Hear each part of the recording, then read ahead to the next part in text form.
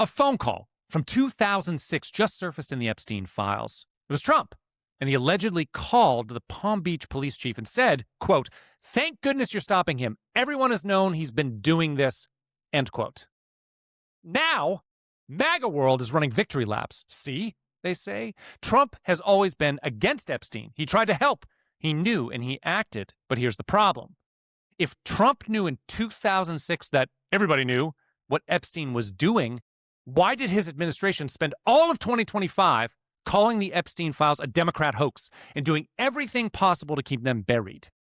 You don't get credit for a phone call in 2006 while running the cover-up in 2025.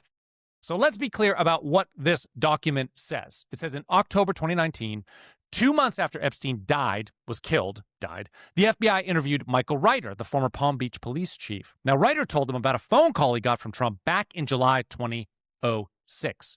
And according to Reiter, Trump said this, as I mentioned before, "Thank goodness you're stopping him. Everyone has known he's been doing this." And then he went on to say, quote, "People in New York knew Epstein was disgusting. Ghislaine Maxwell was Epstein's operative. She's evil. Focus on her," end quote. He also said he was around Epstein once when teenagers were present and, quote, "got the hell out of there." Now, if this is true, it tells us something important. Trump knew. In 2006, Trump knew Epstein was a predator, and he knew Maxwell was involved. He knew it was an open secret in New York. But here's what MAGA world is leaving out. This call happened in July 2006, after the police investigation became public. Reiter's detectives had been investigating Epstein since 2005. So by July of 2006, Epstein had already been arrested on state charges. The story was in the news. So Trump didn't tip off police. He called after the investigation was already public to say, "Good job, everyone knew about this guy." That's not whistleblowing, that's PR positioning. Duh, Trump's a marketing guy. He's good at that. So here's where it gets worse, though, for Trump. July 2019, Epstein's just been arrested again, and this time it's on federal sex trafficking charges. And a reporter asks Trump in the Oval Office if he had any suspicions about Epstein. What did Trump say? "No, I had no idea. I haven't spoken to him in many, many years." So, in 2006, he tells the police chief that everyone has known he's been doing this, but in 2019, you had no idea. So which one is it? So either Trump lied to the police chief in 2006, for no reason I can think of, or he lied to the American public in 2019. To me, it's very clear which one makes more sense, of course. But let's say you want to give Trump the benefit of the doubt for 2006. Fine. Let's talk about what his administration actually did when they had the power to release the files. February 2025. Attorney General, the great Pam Bondi, goes on Fox News and says the Epstein client list is, quote, "sitting on my desk right now." Of Jeffrey Epstein's clients? Will that really happen? It's sitting on my desk right now to review. That's been a directive by President Trump. Months later, the DOJ releases a memo saying there's no evidence such a list exists. So either Bondi lied or she didn't know what was on her own desk. Also in February 2025, the White House invites a bunch of MAGA influencers for a photo op. This was classic. They hand out binders, the influencers post their pictures. It's a whole big to-do. But what happens?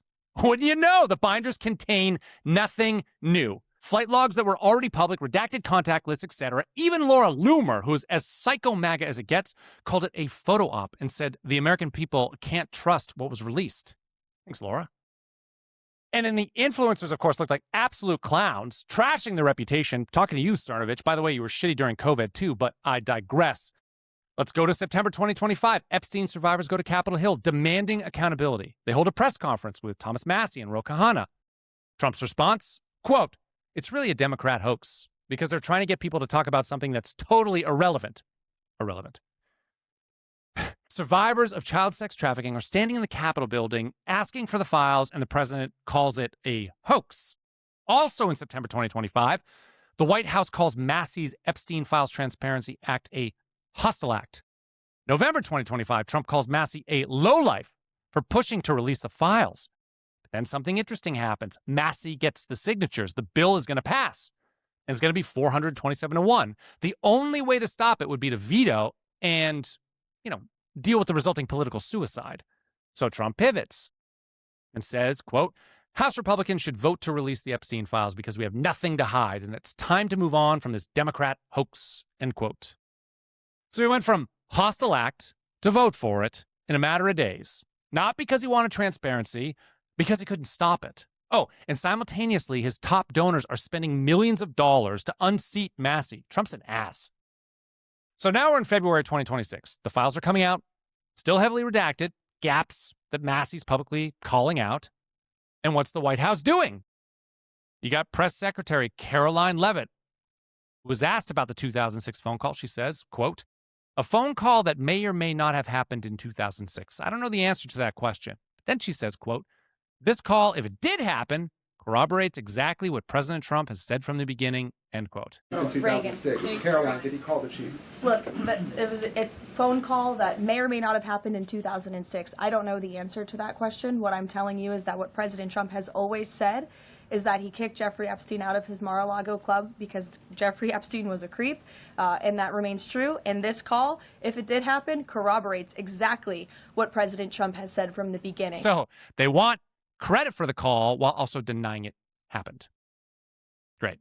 Meanwhile, Bondi just testified before Congress yesterday, where Massie and others asked her legitimate questions about gaps in the document production. And her response?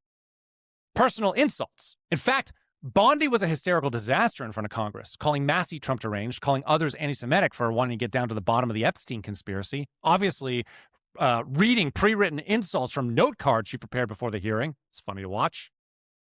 Instead of answering questions about conspirators, she then ranted about the economy. She looked and sounded like a lunatic. The Dow is over $50,000. I don't know why you're laughing. You're a great stock trader, as I hear, Raskin. The Dow is over 50,000 right now. The S&P at almost 7,000. And the NASDAQ smashing records. What does a Dow have to do with anything? That's what they just asked. Are you kidding? But that's what cover-up looks like. When you can't answer the question, you attack the person asking or deflect to change topics. Here's the bottom line. Here's what I need you to understand. The 2006 phone call, even if it's 100% true, doesn't change anything about what's happening right now. Trump called the files a, quote, Democrat hoax repeatedly, over and over, for years. His White House called the Transparency Act a hostile act. He called Massie a lowlife for demanding accountability and is spending millions to unseat him. His AG claimed a client list existed, then said it didn't. His DOJ is still fighting to keep files redacted. Congress had to pass a law with a 427-1 vote to force a release in the first place. If Trump wanted questions answered, they would be. He's the president. He controls the DOJ. The 2006 call is being used to rewrite history, to make Trump the good guy in a story where his administration has done everything possible to keep the truth buried. You don't get credit for knowing about Epstein in 2006 while your attorney general throws insults at the one congressman who actually forced transparency.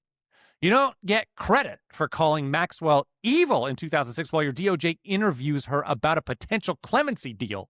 You don't get credit for telling police everyone knew while spending a year telling the public it's a hoax. The credit for the Epstein files coming out goes to Thomas Massie and co-Khanna, of course. They did this despite Trump, not because of him.